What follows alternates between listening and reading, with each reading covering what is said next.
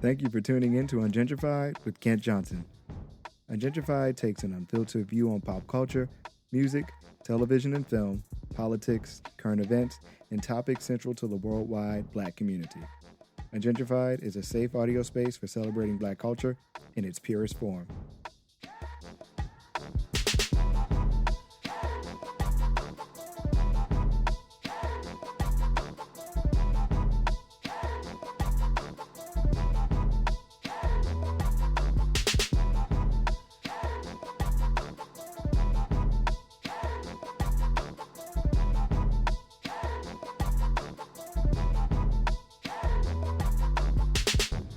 Thank you for joining another episode of Ungentrified. It's your boy Kent Johnson, and I am so happy that I got a chance to catch up with today's guest because he is a busy man, and rightfully so. But we're gonna make full use of his time while we got him and go right into the current events for today. So, are you ready to talk about what's been going on in the news? Yeah, let's do it. All right. So, the ever dope Lena Waithe recently was on Questlove's podcast, Questlove Supreme, and the topic of Black art and criticism came up. And of course, this was perfectly on time because that is a topic that we're tackling today as well. But her thing was, if you feel like I'm not making dope art or you feel like I'm not making great art, tell me what's wrong. Like, don't hide what you think about it. And I think she was really speaking in response to her Netflix movie that came out that got a lot of criticism about it. I can't think of the name at the time. It was Stepsisters. Yes, Stepsisters, Uh-huh. which people beat it up, but wouldn't necessarily tell her how to fix it or what they thought about it. But she had a really dope analogy about it, and she was like, I always look at the food.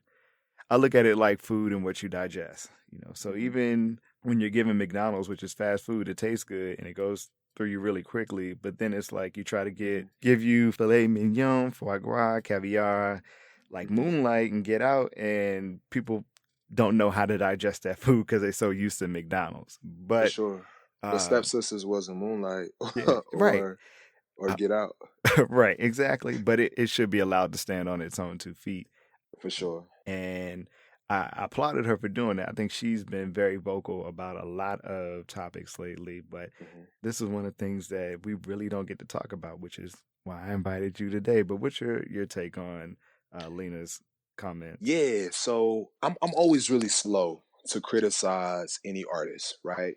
Because I recognize, A, that art is subjective, and then I also recognize it's really hard to make a film that to make a good film is, we all set out to make great projects, and everyone has, great intentions. And I also understand as an artist the amount of work, the amount of time, the amount of sacrifice that goes into, making a project. And so as a result, I personally don't feel the need to criticize, other artists, because there's somebody out there who's going to like it. There's somebody out there who's going to enjoy it.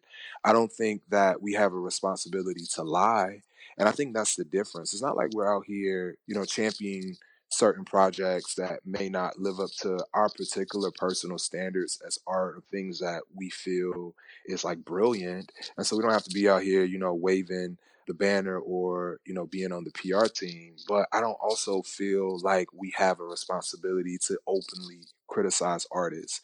It's like, this quote that I love that talks about it's not the critic who counts. It's the man who's in the arena who's actually, doing the work, going to battle every day.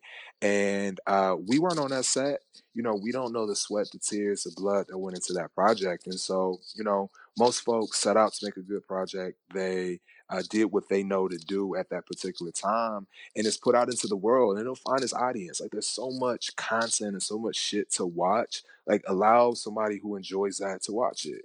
It's kind of like Tyler Perry. Like, I don't feel a responsibility to criticize Tyler Perry's films because I know my mother, I know my aunt, I know so many people in the South who can identify, who can relate, who actually likes that content. If it's not for me and if it's not for my friends, like, that's perfectly fine. But I don't have to be on a campaign saying Medea films are shit. However, if the question is posed, I think we can be honest about it. I just don't think we should be on a campaign. We don't have to actively be working to tear down another black artist on Twitter, on Facebook, on whatever. But I understand in terms of the whole idea of, us supporting black content and black art. And I think there's a level of support that we can give to the person, to the artist. Like, yo, that's super dope how Tyler Perry created this studio and got this, syndication deal on TBS. That's a way to like support him, big up him without specifically talking about the art. Like if we don't like his shows, it's cool, but we can still celebrate the artist and just the work and the contributions that we're all collectively making to this media space. And I think people forget too that what Stepsisters started off as and what it ended as might be two different things. So when you come into creating something, you have your idea, then you got to pitch it to somebody, and they may want to tweak it here. Then when you start filming, you may Yeah, cut this, and and by the end of it, you're not sure if it's exactly what you started off with, yeah, but you no, for can't turn sure. back. You know? Yeah, I totally agree. I think they knew what they were making, though, with Stepsisters. I was actually part of, I remember when they first did a table read, Lena Waithe would host a table read series where they would basically read scripts for different writers. And before it was called Stepsisters, it was called Ain't No Half Steppin'. I was in the room for that read, and the film that I saw on Netflix is very close to what was on the page in terms of the script. I think what folks had problems with in terms of that film is, once you start dealing in things that really are embedded in the culture in terms of like Greek and sorority life. And I think that was the issues that people had with the film is the representation and this idea almost of kind of like allowing white folks to gentrify, our culture, or this whole idea of what's the word I want to use? Appropriation. Oh, okay, okay. Because I remember Lena, I think it was Lena, someone had this quote or said something about this idea that no one really owns. And I don't want to misquote anybody, so I don't know who said this, but it was this idea that no one really owns anything in terms of like culture, that, we all have the ability to share and kind of borrow from each other. But what I can remember, like folks' issues with Stepsisters was this whole idea of allowing white folks to appropriate stepping, which is rooted in black culture, not even from the historically black college, university, or the Divine Nine in terms of the National Panhellenic Council, but also the roots of Africa. Like essentially that's where stepping comes from is, Mm-hmm. the dances that we did within our tribes when we were in Africa. And so to kind of give that to white folks, I think was the issue that people had with that film. And I totally get it. And I understand it. Yeah, I think what also happened too, and in the case of Stepsisters, is that people were already still kind of fuming from the Burning Sand situation with Netflix. Yeah, So, yeah, yeah. We was over it. We had it with Netflix and these step movies. right. Yeah, so it was Yeah, already like, okay, Burning Sands was enough. And then you come back yeah. and you add white girls to it? Oh, no. Like, Right. so I think Yeah. she caught the tail end of that as well. Yeah, Yeah. for sure. But I mean, personally, I saw both films. I saw Burning Sands. I saw Stepsisters, and I'm more so just proud of the filmmakers. I'm proud of Chuck, who's the writer of the movie, because they're getting projects made and they're telling their stories. And I just recognize and understand it may not be for everybody. Everybody may not like your shit. They may not like the things that you put out, but that's also part of being an artist. Is that you open yourself up to that criticism, and but from like a stepsister's perspective, I don't think it was necessarily bad filmmaking. It was just people had, or even Burning Sands, it wasn't bad filmmaking. Like they told a concise story. It was, strong characters, the cinematography, the production value, all of that was there. I think for the most part, people took issue with the subject matter, and that's something completely different because that's not necessarily the art or the craft. You know what I'm saying? Like what we choose to talk about or the stories we choose to tell is completely different than someone just making a bad movie in the sense of dialogue or characters not being fully recognized, or there not being an arc or any of those things. So it's like, do you watch what you like, and if you like it, support it, share it. And if you don't, I don't think we should be afraid to say we take issue with something. And I wish it was that easy. And since it's not, that's why we're about to have a whole discussion about it today. Let's do it. Yes. So I know you guys are wondering who I've been talking to for the last few minutes, and I'm going to go ahead and let him introduce himself. So go ahead and tell the people who you are. Yeah, so my name is James Bland. I'm a Emmy nominated actor, writer, director, producer, just all around filmmaker. I'm a proud graduate of Florida A&M University. I'm the creator, showrunner, and star of the hit digital series Giants that currently streams on Issa Rae's YouTube channel. So that's who I am. And I'm so glad that you fully talked your shit in your introduction. You list all of those. I'm learning to do that, bro. Yeah. Like, somebody told me that I've been a firm believer that it's about the work, that good work has legs, but somebody told me that you have to speak louder than your work. And so I'm really working to do that, to big up myself and big up the things that I've done. There was one episode where, and I'm going to shout her out too, it was Tanisha, and she was just like, yeah, I'm Tanisha, and I'm an expert on wine. And I was like, you better tell everybody what you do. But yeah, no, I'm very adamant about people just, stating the facts. Like, these are things that are non-negotiable. Ain't nobody taking away that nomination from you. It's yours. For sure. It's mine. Yeah. So yeah, so glad to have you, James, to talk. And we already started kind of leaning into it, but we're going to dig far deeper into Black creativity, Black expression, Black media, and our duty as members of the Black community to appropriately express all of our opinions about it. For sure. But before we get into that, I ask everybody who comes on the show what's on their radar at the moment. So it could be something that's currently hot to you, what you're reading, what YouTube rabbit hole you fallen into, what Netflix binge you're on. What's on your radar right now? So what's on my radar right now is Insecure season 3. Just premiered on Sunday. I think that's what's been hot on my Twitter feed and also on my Facebook timeline is people talking about the brand new episode of Insecure. So have you seen it? Yes, of course. I mean, okay, that's required okay, viewing here. Okay, cool. So I thought it was a really dope episode. I love how Issa and the team is reinventing, the show. They're taking risk. Also, really enjoyed the music. Like I always liked the music in Insecure, but the music in this episode was like this shit. Particularly like when they came out with City Girls with a bag at, I was like, yo, I'm done. I fucking love this show. I love Issa. I love their taste in music. And so, that's what's hot on my radar right now. Yeah, and I read a tweet where Issa was like, City Girls was the theme for this season. Yes. So I'm excited to see that come into fruition. But That's no, dope. The first episode was a great reintroduction to familiar folks, and it's just like they hitting their stride now. Like they know who they are as characters. Everybody's comfortable. You can just tell the difference in how this season has started as far as we know what's going on. We know we're here. And it's like, you smiling like a proud dad because you know everything that went on to get here, and they just hitting all their marks, and I'm so happy for them. That's really the beauty of episodic storytelling is you get the opportunity to live with these characters, and oftentimes you are, as the artist or as the writer or the producers and the directors, you're figuring out who these people are, as you write and produce and actually direct the show.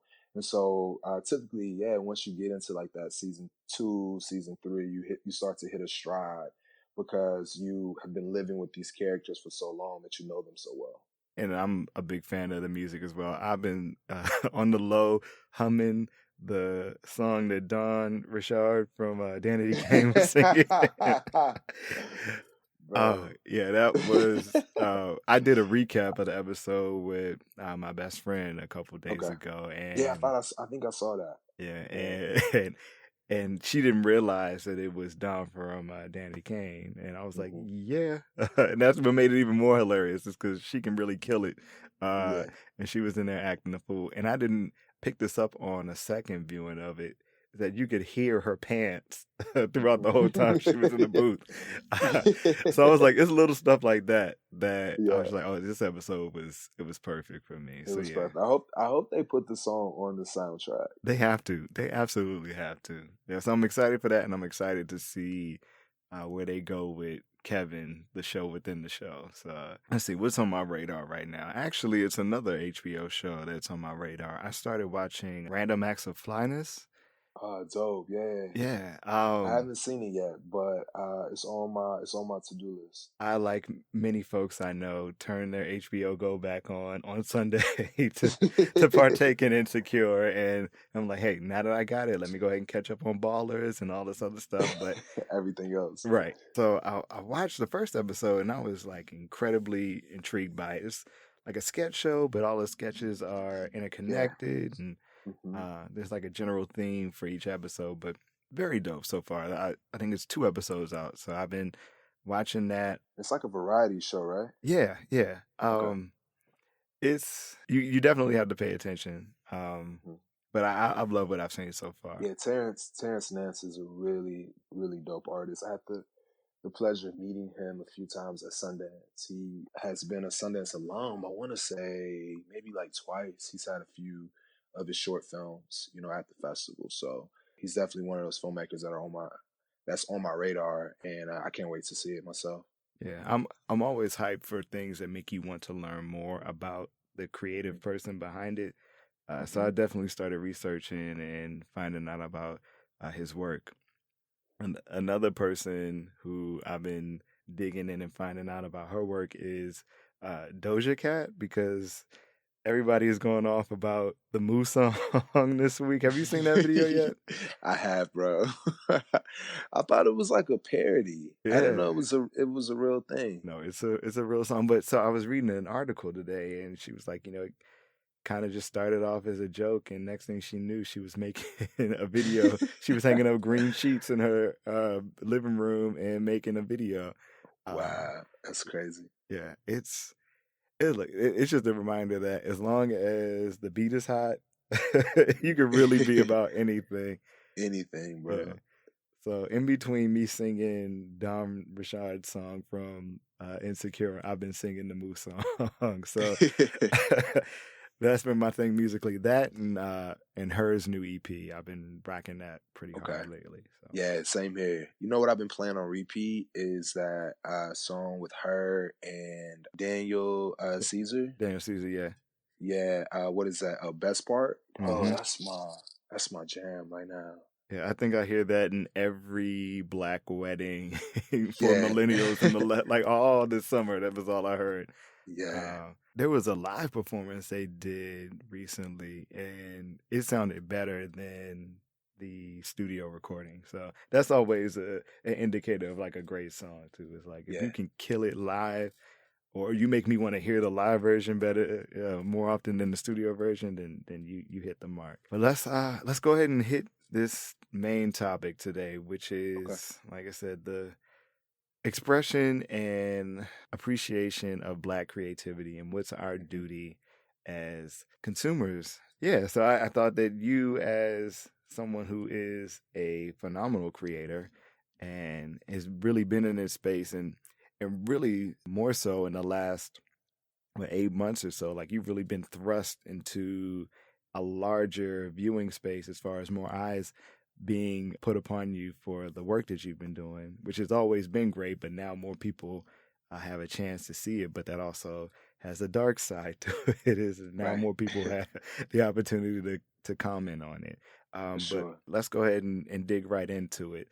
Okay. Do we, as a community, have to unabashedly support Black creativity? No, we don't. Why do you think that comes up? And we already started talking about it with the Lena Waithe Yeah. article. Is that it just we feel a duty, but why Yeah. do you think that duty is there? I think it's there because we understand that that's the way other communities really have risen to a level of success and notoriety. In particular, we always hear about the Jewish community and how they support each other. We always hear about that good boy, networking system. And then oftentimes as black folks, we have a reputation for being crabs in a barrel. where we pull each other down. And I think because of that history and because of that narrative, us as, Black folks feel a responsibility to be the antithesis to that, and maybe to mirror other communities where we see folks of other hues and colors supporting each other. We see the success and the notoriety that they're able to achieve. And so I think as a result, we feel the same thing. And I think that is important. And I think that to a degree, we do have that responsibility. Because oftentimes, particularly when you look at media, we know that we can be lacking in representation. We know that oftentimes Hollywood will give us one or two, and at one point, even with television, like it seemed like our stories completely went off the air for a particular time. Like we were booming in the '90s. We had shows like Living Single. We had Girlfriends. We had Moesha. We just had all of these, really great shows. And then we hit a stride where all of those shows went away. Now we're starting to see those shows come back. I think we do have a responsibility to support, to ensure that we can, continue to be represented, in media and on television and on the big screen. However, I don't think that we should support things that, I don't think it should be disingenuous.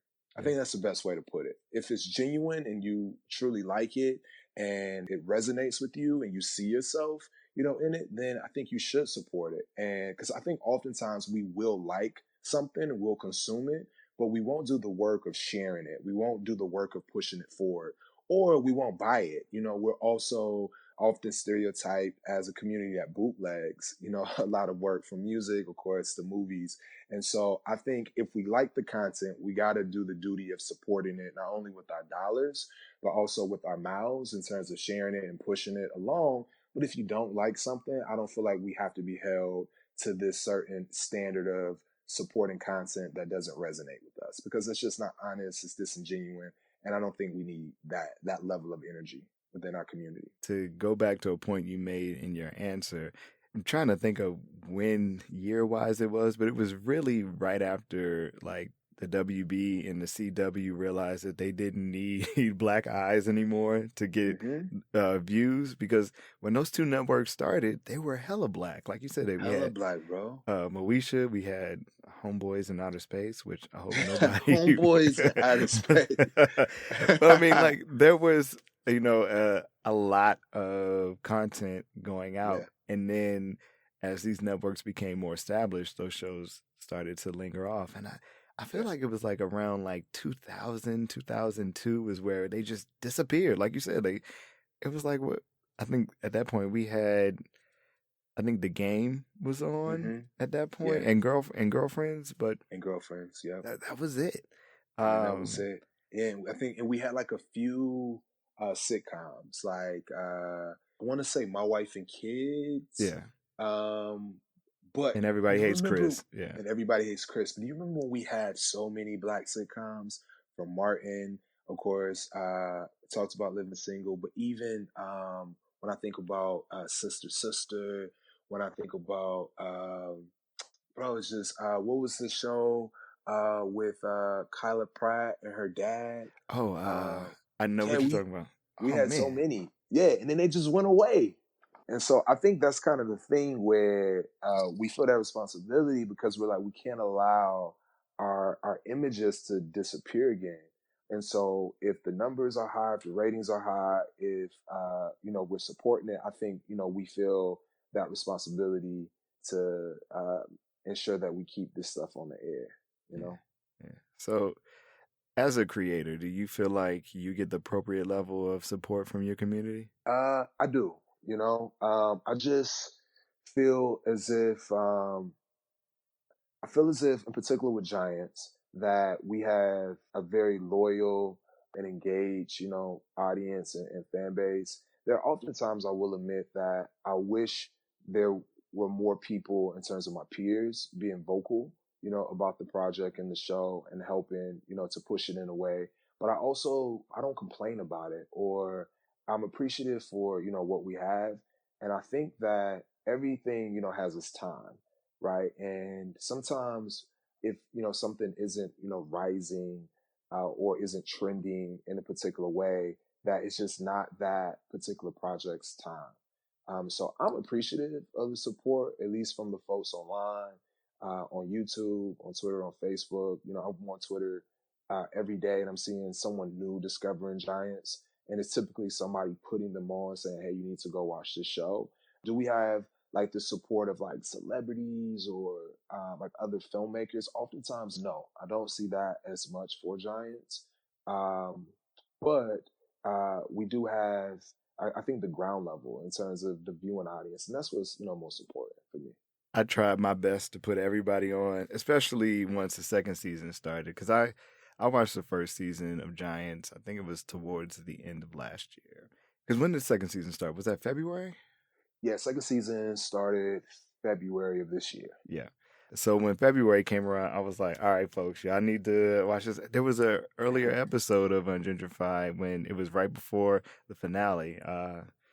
DJ B Hen and I were talking about the finale because I was holding on to it because I knew it was an Yeah, hour and and I knew it was gonna be a while before we got season 3, so I was trying to yeah, not watch it until I knew that I had some time. But yeah, no, I was telling everybody, and then it became a running joke around friends of mine and I don't want to spoil it for people who haven't watched it, but we were all like, "Where's Journey at? Where's Journey?" Midway through the season.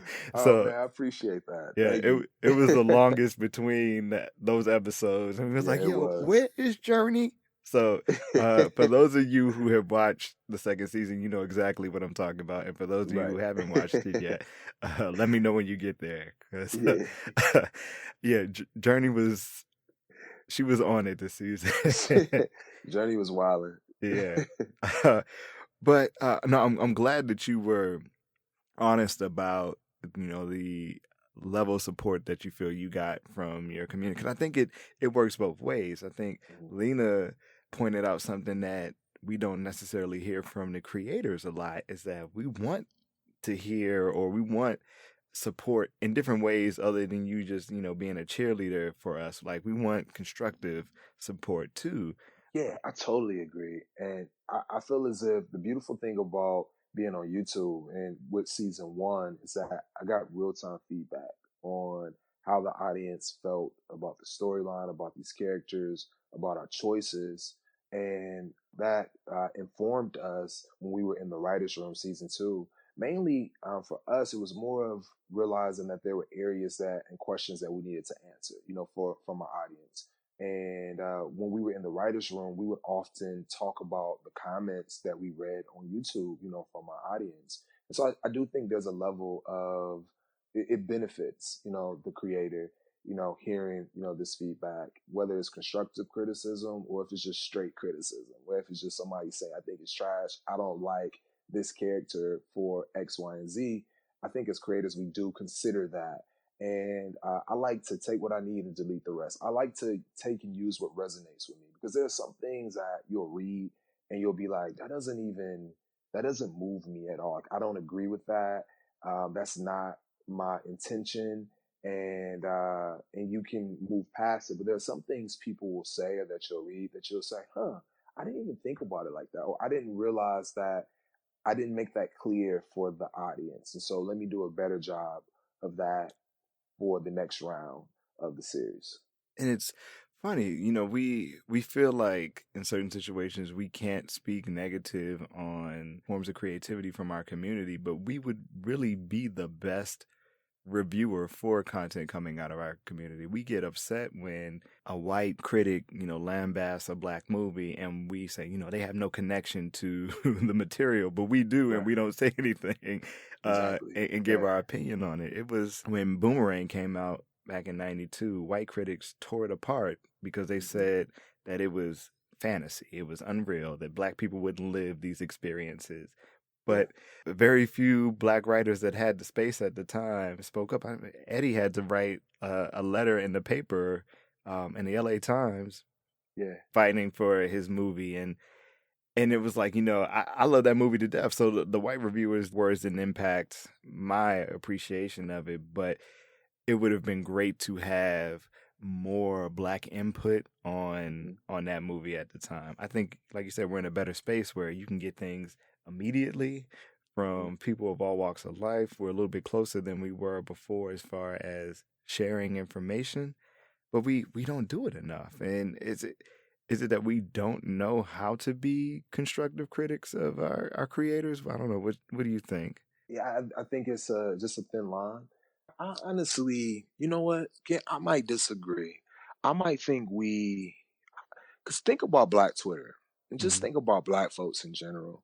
We are extremely opinionated, and we will voice, our opinion on a TV show, on a song, on a film. Like if we ain't feeling it, we ain't feeling it. Like we ain't rocking with it, we ain't rocking with it. So I think there's a balance.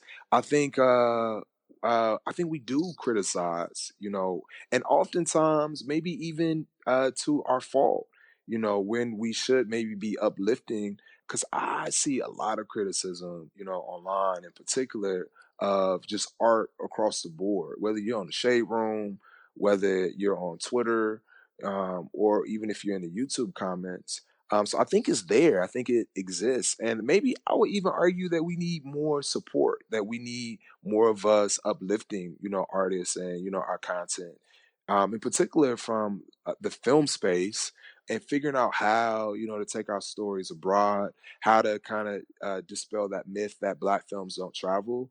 And so I would actually like to see more support and less criticism. So you opened up a door. You talked about the idea that Black movies don't travel. So of course this year we had Ryan Coogler and Black Panther, which everybody kind of it almost got painted the same way Barack Obama's election did. Like it was the end of movie racism, and uh, everybody put their chips. And when I say everybody, it was like white people put their chips into Black Panther and saying, "Oh, you know what? You guys can't talk about diversity issues anymore," or "This movie is doing wonders, so you can't complain about that anymore." But we look at a movie like Sorry to Bother You, which is doing really well, and Boots Riley is getting rejected by companies worldwide for distribution, saying that it's not going to do well. It's not going to travel to these new spaces, and this is in Yeah. the after effects of Black Panther. So, will we ever get to a point where we can relax our urge to support when there's situations like that happening to Boots with Sorry to Bother You? I'm gonna say no. I mean, I don't see it coming anytime soon. Just when I think about how blackness is treated globally, and you and I both know because we travel abroad, quite often, that the racism that we experience here, in the States is also present for our Afro Colombians and our Afro Brazilians.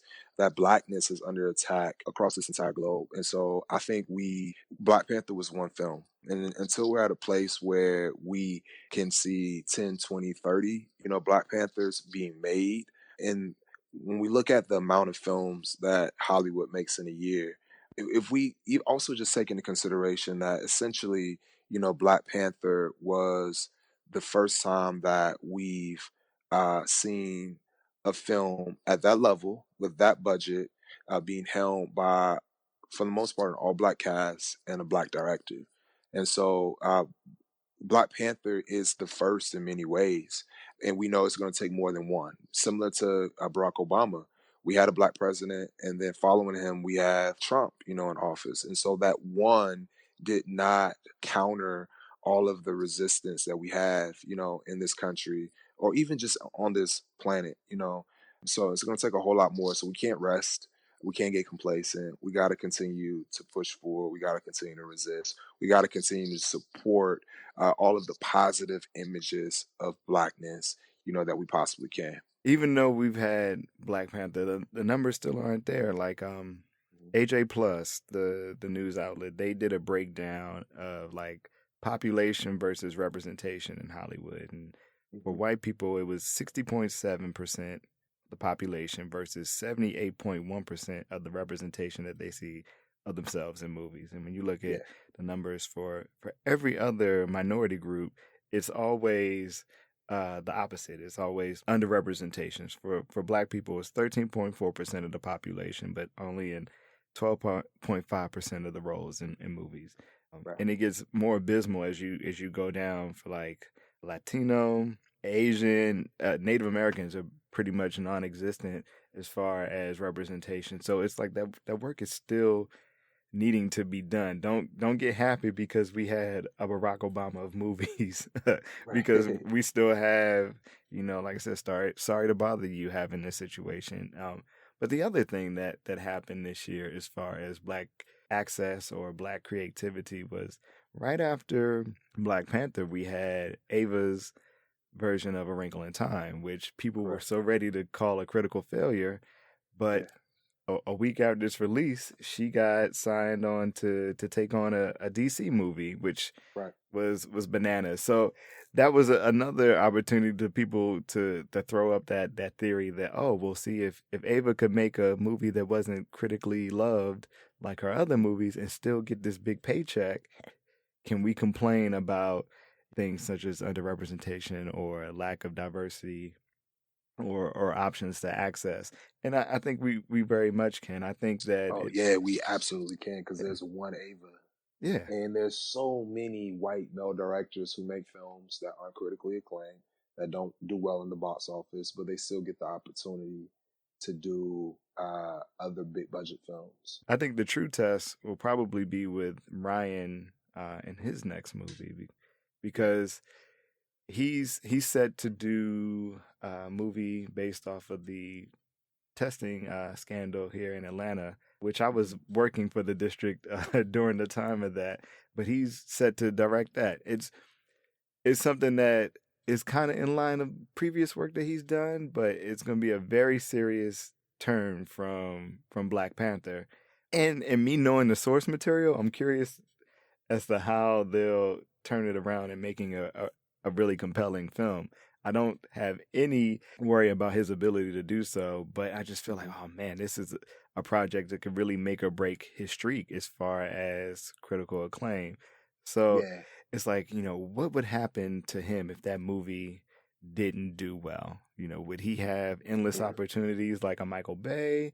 Has he gotten to that level? Or is it, people waiting with bated breath to be like, I told you so, you know? And I think he'll be fine. Like let's use Spike Lee as an example. Spike, the legend that he is, has created some of the most iconic films in the history of cinema. And then Spike had a period where his films weren't doing as well. When you look at Chirac, when you look at The Sweet Blood of Jesus, like he had like a series of films that I don't think were received as well critically, and I don't think did as well like in the box office. But Spike is continuing to make films, and now with Black Klansman, I haven't seen it yet, but I hear it's phenomenal. I hear it's brilliant. It's great. And so I think once you really establish yourself as a master and you really make a name for yourself, I think Ryan will be fine because Black Panther is a fucking phenomenon. And I think as a result of him being the director, being the captain of that ship, he will continue to get opportunities, even because it's not like he's gonna make a bad movie. Granted, he may make a movie that doesn't do well in the box office, similar to Will Smith. Like Will Smith has made quite a few films in the last few years that has not done as well in the box office, but I don't think we're throwing or canceling Will Smith anytime soon. I think it's more so they kind of go back to the drawing boards and figure out how to potentially brand in a different direction. And I think it kind of comes down to that. We know Ryan is not going to make a bad film because he's a phenomenal filmmaker. I think he may make a film that may not resonate with the audience and or that may not do as well in the box office, but we know that there's so many factors that go into a film doing well, from marketing to just timing, to the subject matter and all of that. And so Ryan's going to be good uh, because of Black Panther. I think he will be good and he's set for life. That's my personal opinion. And on that note, we're going to take a brief break, but we'll be right back to wrap up this episode of Ungentrified after a word from one of our sponsors.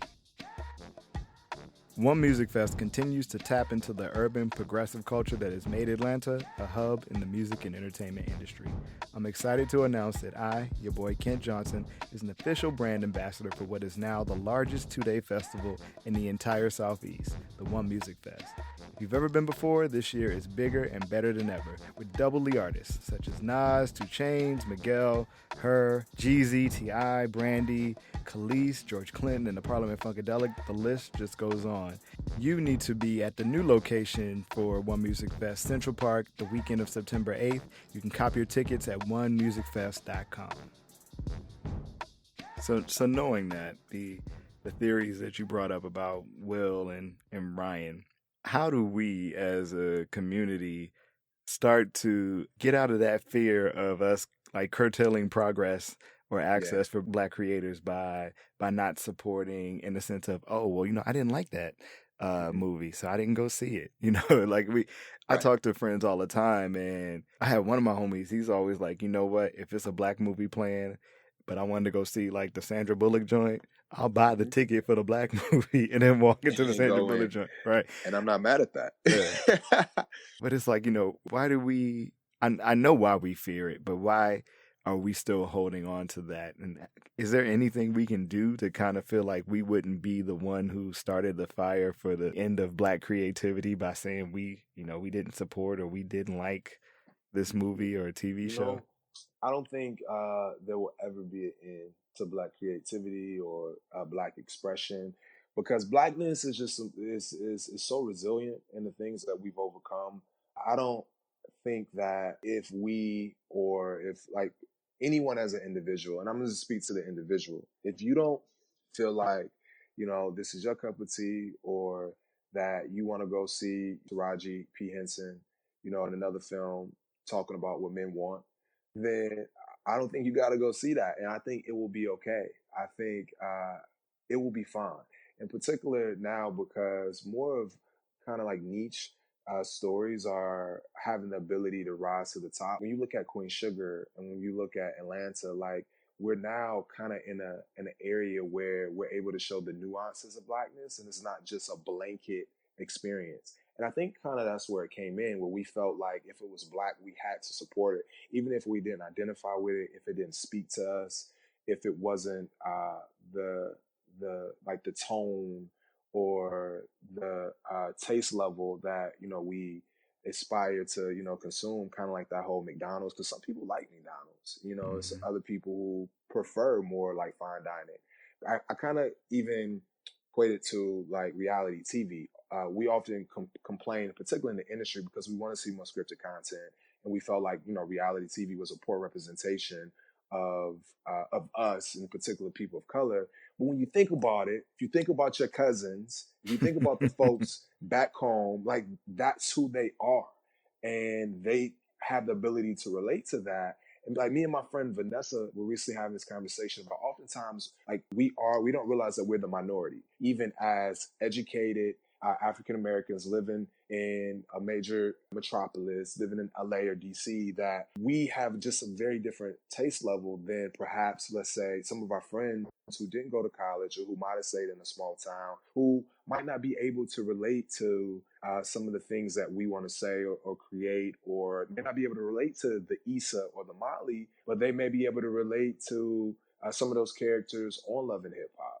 And so I think what it really is we all deserve to see ourselves and to feel as if we're being identified with, in the form of media. And so the full circle moment, I'm going to bring it back around. I think if it doesn't resonate with you, it's okay, because we're getting the opportunity now to see so many versions of us that you can then go and support the thing that resonates with you. And I think, art will find its audience, overall. So no pressure.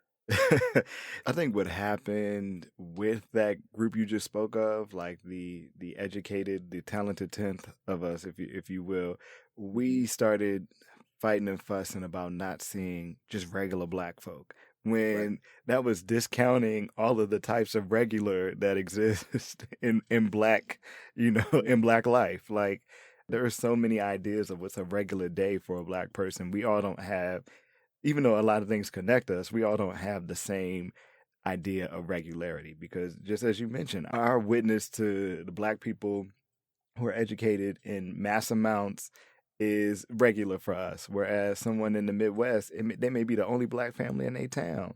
So, Mm-hmm. their idea of regular is very much different. And white creativity, you see, like Roseanne, they were pushing themselves, especially with this reboot, as the regular family. Whereas you look at another family on TV, that would be a white family, and they would say the same thing, and nobody thinks none the wiser. But for us as black folk, we want our regular family to always be the Cosbys and no other Exactly. Right.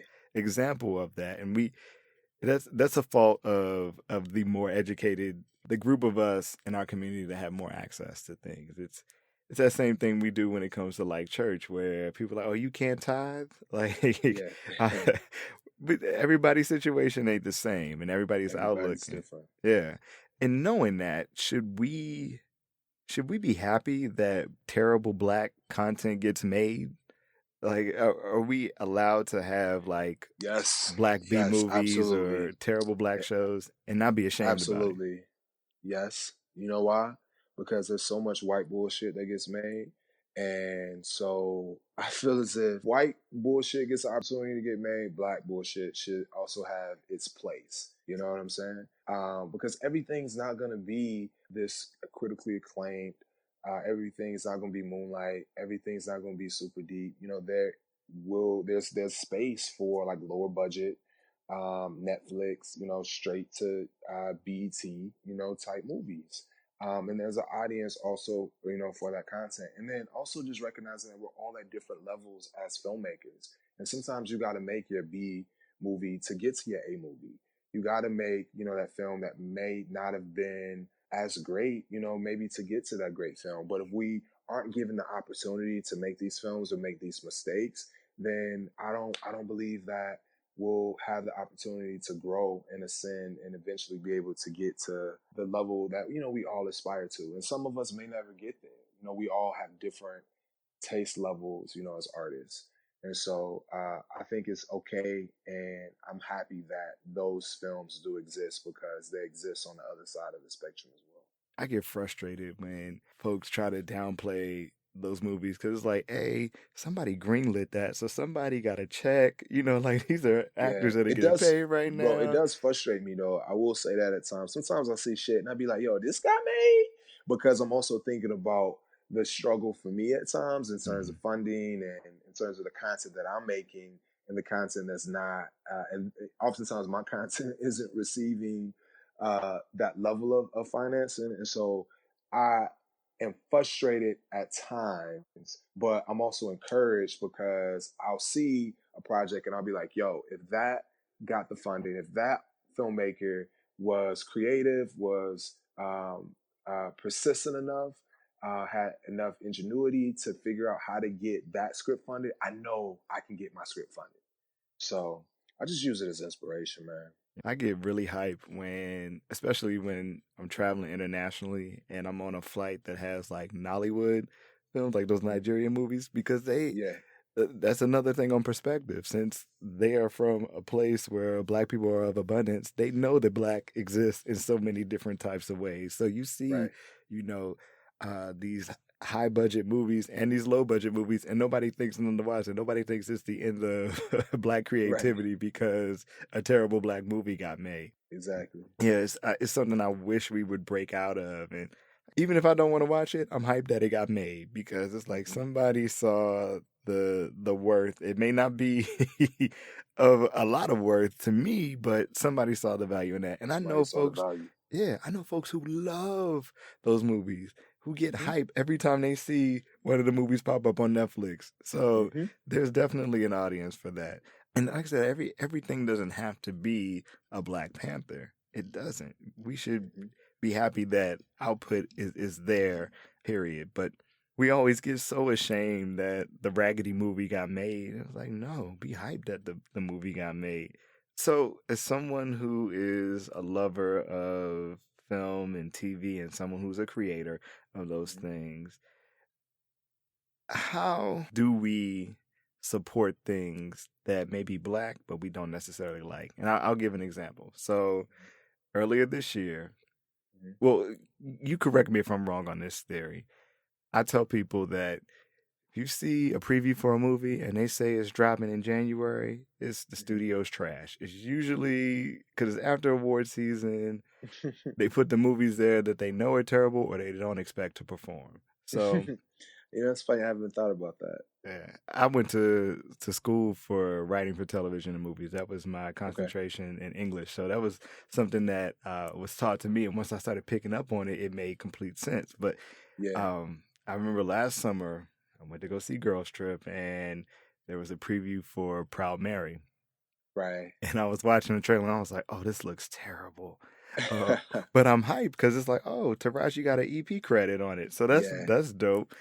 And Right. then I saw it come in January, and I was like, "Oh man, so it really is terrible. It doesn't just look terrible; it is terrible." And Wow. Yo, I'm gonna start paying attention to that. I've pay never attention to put that that. together. Yeah, it's Yeah. either movies that it's really movies that studios have no faith in. So if Got you. I'm just trying to think of movies off the top of my head. I'll give you some black ones. So what's the Kevin Hart Ice Cube movie? Right along. Right Along.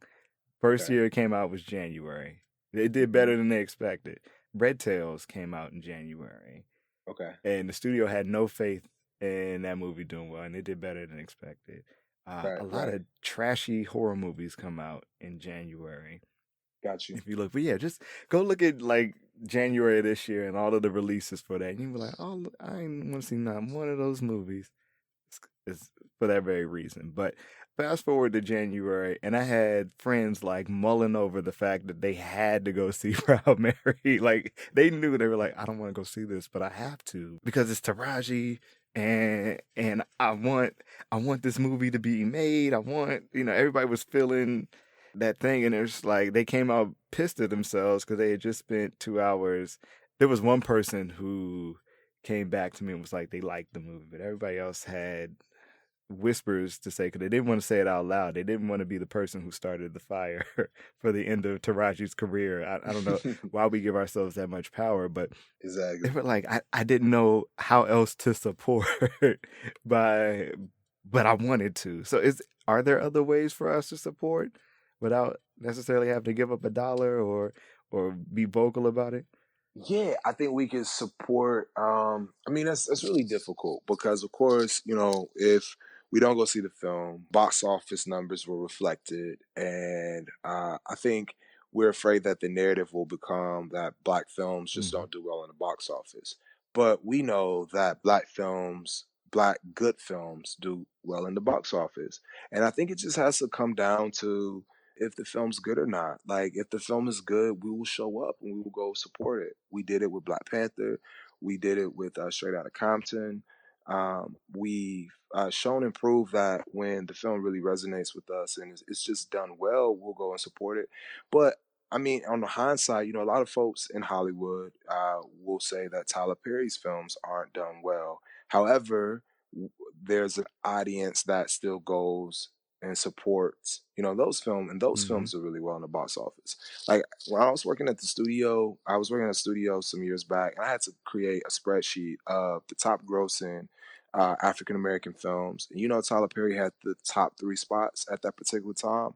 This was maybe like 5 years ago, but I was surprised at how well Medea movies had performed in the box office in comparison to some of the black films that we uphold as classics, like, let's say, Poetic Justice or Set It Off or even Friday.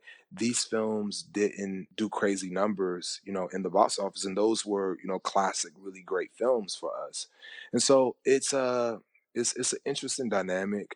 I think just overall, I know the question is, is there a way that we can support, even if we don't like the film? That's a tough one because I think the support is with our buying power. And if our dollars aren't there, then essentially the film isn't considered a success. But we don't want to go and waste our money on something that we don't like. And so it's a really hard question. And so I think the proper answer is that we just shouldn't be held to that level of responsibility. Like we shouldn't be expected to support, content Yeah. that just isn't good.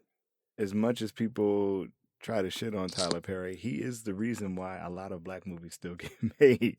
Whether it's, Hmm. his studio space or the fact that he can say, this movie made X amount of dollars in its first weekend without getting reviewed. Because Tyler never puts his movies up for critic review before they come out. It's always the reviews come afterwards because he Right. knows he's going to get beat up about it.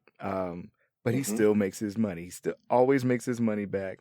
I think Boo Yeah. A Medea Halloween was one of his like highest grossing movies, and Hmm. and that's why they got a sequel coming. But it's You know what I'm wondering? So, who do you know who wrote and directed him? Proud Mary? I don't. Let me see if we. Was it a black filmmaker? I don't think it was. If it was, they definitely didn't push that story as an angle. Right. So maybe it's something to that, as well. In terms of when we look at maybe some of these films, even though there's a black lead, we also gotta look at who's telling the story. We gotta look at who's behind it. And I think the success of Tyler Perry is largely because he's a black man, not self-made, and the stories that he's telling are his authentic stories. Like, we were watching Tyler Perry plays in our grandmother's, living room. And so Tyler has also done the work in terms of building this loyal audience. And there's a level of support and that he has that perhaps some of these other filmmakers just hasn't done the work to have that level Yeah. of support from an audience. And so I think there's just a lot of factors that goes into it, bro. Just a quick look up. So the writers of Proud Mary were John Newman and Christian Swiegel, which I don't have a picture Okay. for Yeah, Swiegel, I'm but not I'm just familiar. assuming based off the name that they're probably not black. Got it. The first guy, John Newman, definitely isn't black, and he got his writing chops in daytime television, which may explain uh, Got the you. script. But yeah, so it definitely wasn't written by black folks, and that might explain it too. It's hard to deal with when you're trying to do right by the black creators in your community. You really don't know how. But Right. James, what do you see is like the next wave for black media? In terms of like film, in terms of television, in terms of I'll let you go with it. Let's start with TV first. Where do you see that going for us? I'll kind of lump it all together. I think we're in a black renaissance. I think we're in a resurgence of blackness, of black pride, of black content. I think we see it not only on television but also in films, as well. I think for me, even as as an artist and as a filmmaker, I'm really excited and I'm super optimistic. Mainly because we're starting to see more nuance, black stories, being told. The fact that Moonlight actually won the Academy Award, excites me in terms of the direction, that we're going. When I look at, Lena Waithe and what she's doing currently in Hollywood as a queer, woman of color. When I look at what Issa Rae is doing, and Donald Glover, and Ryan Coogler, and Ava DuVernay, there's so many voices, out there, and I think we are now, getting the opportunity to be vocal. We're getting the budgets. Our shows are getting greenlit, and so I think the wave is happening, and I'm just really excited to be a part of it. I absolutely agree with you. I think what what I've seen in this recent wave of output is that it was blackness that wasn't afraid to not be. It's almost like the anti Cosby. Like everybody wanted a Cosby family again, and we felt like that was going to be the thing that brought black television back. And but if you look at all of the shows that you just named, like Insecure or Mhm. Atlanta, everything down to like Greenleaf and Queen Sugar, these are all very black stories, but they kind of break out of the box of what it is to be black. Like these are all Yeah. very unique black stories that all carry their own audiences. I mean, I'm sure they definitely overlap, but there's more of that. I think when we started to see kind of this resurgence, it was really kind of pinned on Kerry Washington and Scandal, and then even with that, it was an asterisk or a caveat. But she's sleeping with a white man on on TV, so it's really not a black story. But it gave an opportunity for Blackness to be expressed in a different way. And Right. Yeah. and that's what we need to appreciate Scandal for and Shonda for. I think Netflix is kind of pushing the envelope too, but as we spoke up the kind of disappearance of Black media early on, it reminded me, I had a light go off in my head that, wow, is Netflix kind of pulling the WBCW kind of moment where they know they can get eyes by putting out content and diversity, or is this content that is diverse and inclusive, or is this a true effort of just trying to tell a whole bunch of stories? I think we'll see that going forward, but I think it's a little bit of both, but you never know for sure. So, James, before we end this conversation today, why don't you let us know what's coming next for you? What do you have coming down the pipeline? I'm not sure what's coming down the pipe. I'm in this transitional period where I'm figuring it out. Hoping to get started on the third installment of Giants, really soon. I'm writing a new show. I have no clue when that'll see the light of day. I'm also auditioning currently. And so I don't have anything to report right now. That gives people time to catch up on seasons 1 and 2 of Giants before the third one is there. We're definitely keeping an eye out on what you have next. Tell the people where they can find you too. Yeah, so you can find me on all social platforms at JR Bland. You can also find Giants at Giants the Series on Facebook, Instagram, and Twitter. And you can watch the show on Issa Rae's YouTube channel. Cool. James, thank you so much for sitting down and having this conversation with me today. I'm glad we got to alleviate the concern of Black folks around whether or not they need to support everything. Yeah, same here, bro. And of course, thank you to the listeners for tuning in. I appreciate every pair of ears that listens every time we drop an episode. If you want to connect, you can definitely find Ungentrified on both Twitter and Instagram at UngentrifiedPod. You can find me, your host, Kent Johnson, on Instagram and Twitter as well at Kent W. Johnson. James, again, thank you. Peace. All right, brother. Thanks for having me.